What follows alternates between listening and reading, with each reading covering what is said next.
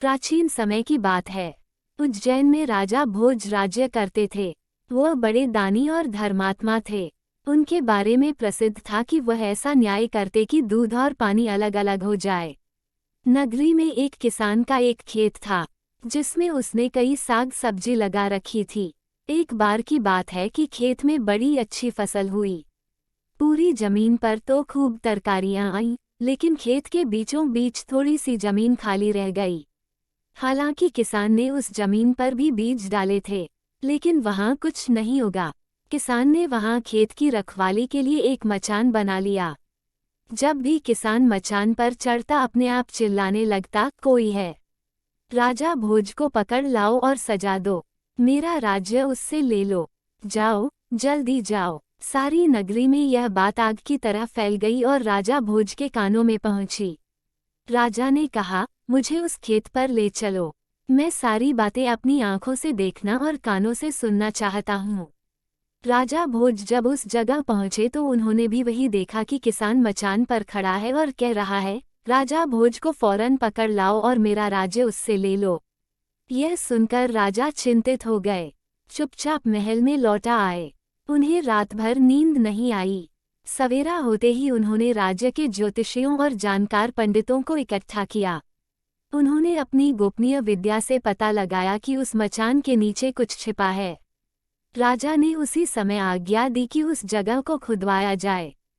खोदते खोदते जब काफी मिट्टी निकल गई तो अचानक एक सिंहासन प्रकट हुआ। सिंहासन के चारों ओर 8-8 पुतलियां यानी कुल 32 पुतलियां खड़ी थीं।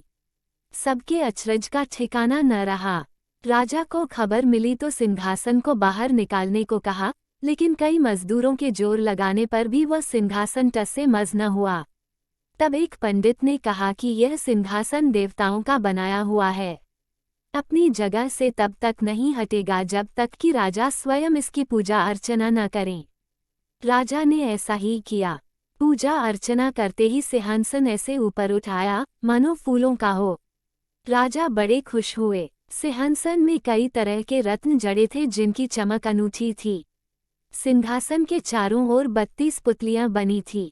उनके हाथ में कमल का एक एक फूल था।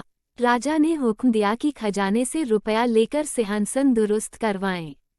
सिंहासन सुंदर होने में 5 महीने लगे। अब सिंहासन दमक उठा था। जो भी देखता देखता ही रह जाता। पुतलियां ऐसी लगती मानो अभी बोल उठेंगी। राजा ने पंडितों को बुलाया और कहा, आप लोग कोई अच्छा मुहूर्त निकालें। उस दिन मैं इस सिंहासन पर बैठूंगा। दिन तय किया गया। दूर दूर तक लोगों को निमंत्रण भेजे गए। तरह तरह के बाजे बजने लगे। महल में खुशियां मनाई जाने लगी। पूजा के बाद जैसे ही राजा ने अपना दाहिना पैर बढ़ाकर सिंहासन पर रखना चाहा कि सारी पुतलियां खिलखिलाकर हंस पड़ी। लोगों को बड़ा अचंभा हुआ कि यह बेजान पुतलियां कैसे हंस पड़ी।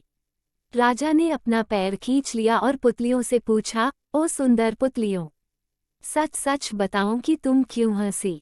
पहली पुतली का नाम था रत्नमंजरी। राजा की बात सुनकर वह बोली, राजन, आप बड़े तेजस्वी हैं, धनी हैं, बलवान हैं, लेकिन इन सब बातों का आपको घमंड भी है।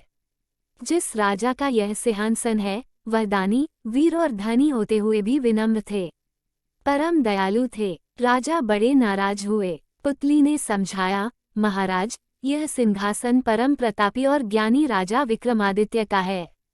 राजा बोले, मैं कैसे मानूं कि राजा विक्रमादित्य मुझसे ज्यादा गुणी और पराक्रमी थे। पुतली ने कहा, ठीक है, मैं तुम्हें राजा विक्रमादित्य की एक कहानी सुनाती हूँ। सिंहासन 32 की पहली पुतली रत्नमंजरी ने सुनाई एक कहानी।